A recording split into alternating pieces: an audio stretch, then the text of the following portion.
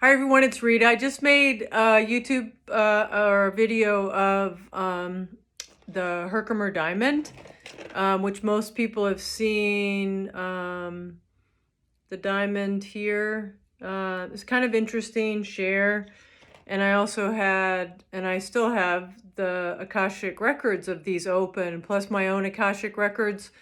If you're not sure what the Akashic Records are, it's a vibrational history of your soul and energy and past, present, future in my mind. Anything out there that everything has energy, so everything has vibrational energy and history, and you can open up the Akashic Records for it. And I always get really wise, loving advice, which is, we are so loved and supported. And I know when I'm in my records, that energy. And if I don't get that energy, I know I'm not in my records. But I was just, before I closed my records, I was like, well, why don't I ask why I'm drawn to the Herkimer Diamond, right? And I started hearing this really beautiful share, and I thought I would just share it, because I think it's indicative of how the Native Americans used or worked with the Herkimer Diamond. I think I'll just kind of drape this here. But I was hearing that I am drawn to this because I was in one of those tribes in New York as a Native American. And then I was told that I actually worked with this crystal in different ways with individuals, but as well as just with the energy within the community. And I was hearing that I would set up these grids, and I don't know a lot about grids. I've got friends really into crystal grids and stuff, and supposedly that taps into energy lines and things, or and I'm hearing now it enhances intention energy, which is what crystal grids do, kind of amplifies your intentions. And I was hearing, what I thought was really interesting is that the Herkimer Diamond was especially used when working with children, because children are such high vibrating souls and soul energy that typically, if traditional sorts of things, if they need to have something cleared, those vibrations are usually not where children are. Like, most adults don't vibrate at a child's level. Children are just pure, beautiful energy. Then it can get corrupted sort of out of them. And that's why it's always kind of fun to see people as children, especially adult leaders, when you think, okay, this is where something happened and their energy was squashed. What age was that? And you can sometimes see that in the way people communicate. Oh, that's a good angle, I think. Can you see that Herkimer Diamond in the matrix? This is a matrix if you didn't watch my other video, okay?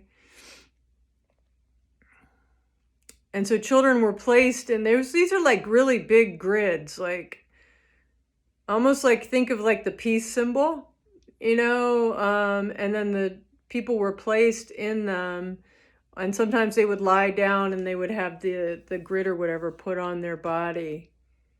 And then you would hold an energetic intention space around the wholeness and health and it was just all this beautiful interconnected energy. I don't always see in my records, but I'm kind of seeing this as a community, and it's really beautiful. And it's dark, so I don't know, maybe a dusk or in the evening. So I'm hearing like the fire, they would burn beautiful resins and things in these fires in the community at night, especially when they were doing ceremony like this to help assist the thriving of that soul.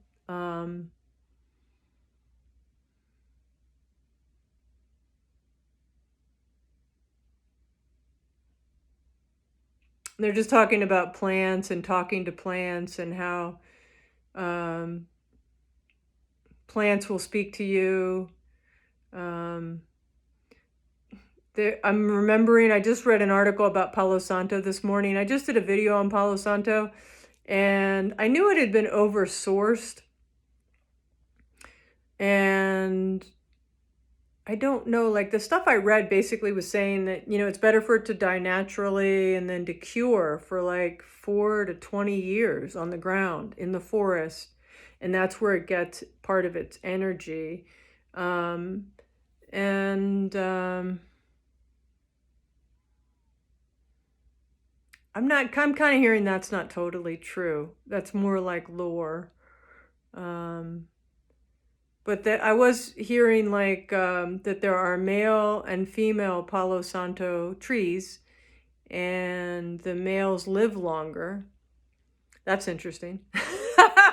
But they also said that in community it was like one male per 8 women, like a harem, I guess. Trees are amazing, and the way they communicate. There's beautiful books out there. I have no idea how they figured out how these trees communicate with each other and how they support each other. But it's really, really beautiful. It's the way we should all be with each other, right?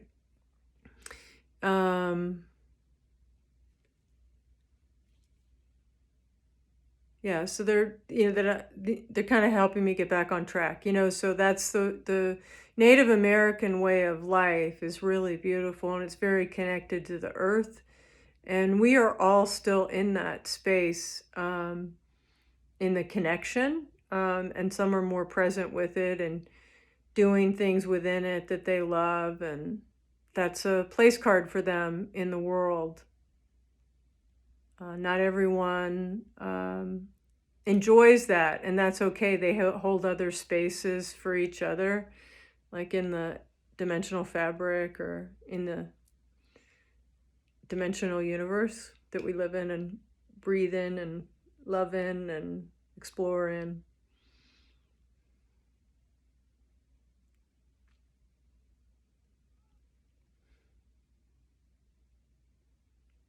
I'm hearing that the areas where some of these caves were with the Herkimer, that they would take people in and just have them sleep there, or heal there for a few days. Because the energy of the crystal kind of opens up the body's ability to recognize itself, like we're crystalline energy,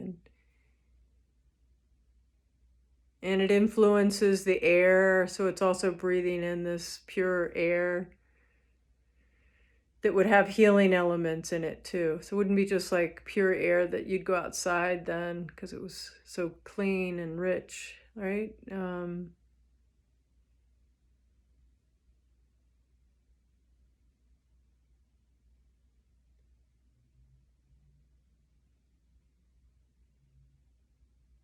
It's like they're saying, like, I'm kind of seeing like they use different crystals and different elements of the earth, like elements like wood and whatever, things like other elements, right? And so, but they didn't usually combine them because just on their own they were so beautiful. They may bring them into the same space, but there really wasn't a need to try to merge them.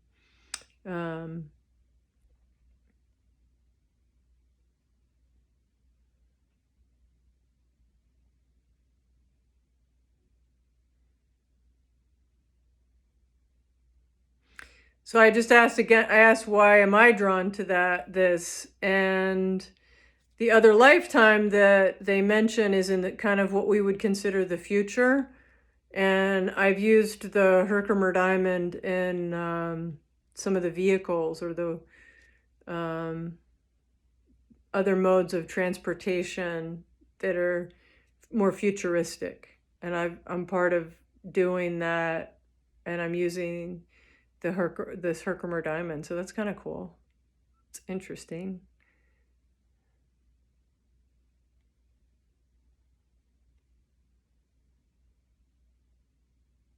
I've only seen one other future lifetime like what I'm doing, and I'm partnered to a woman I dated in this lifetime.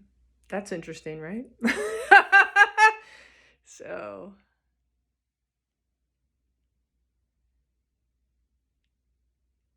and if you haven't heard of quantum healing hypnosis technique, that's a technique Dolores Cannon was given. It's kind of an interesting story about getting into hypnosis, but if you ever meet one of her recommended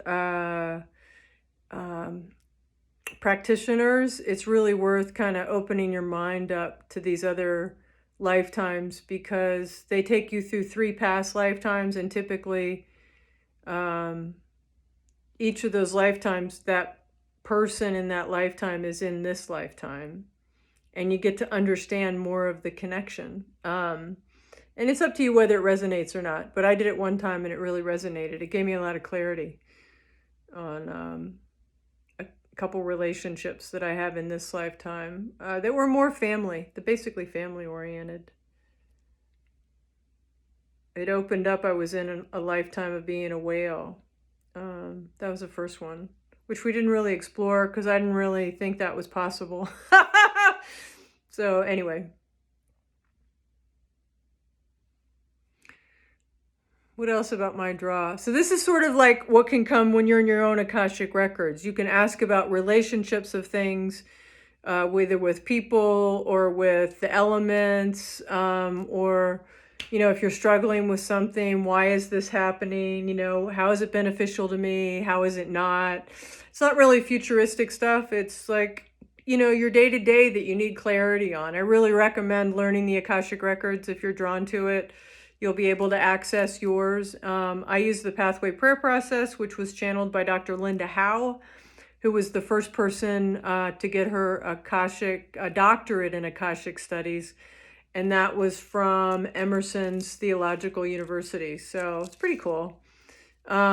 She's got a book that you can actually read the book and start opening your records, or you can hire somebody to work with you or take a class. I'm certified to teach her work, so depending on my schedule, I'd be happy to work with you, or maybe even do a reading. I do that. I'm very angelically led with those.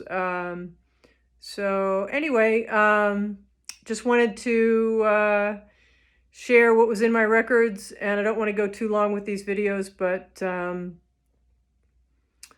and if you are drawn to, you want to open the records, if somebody wants to open their records on YouTube and do a live, or I can just video us on Skype or something.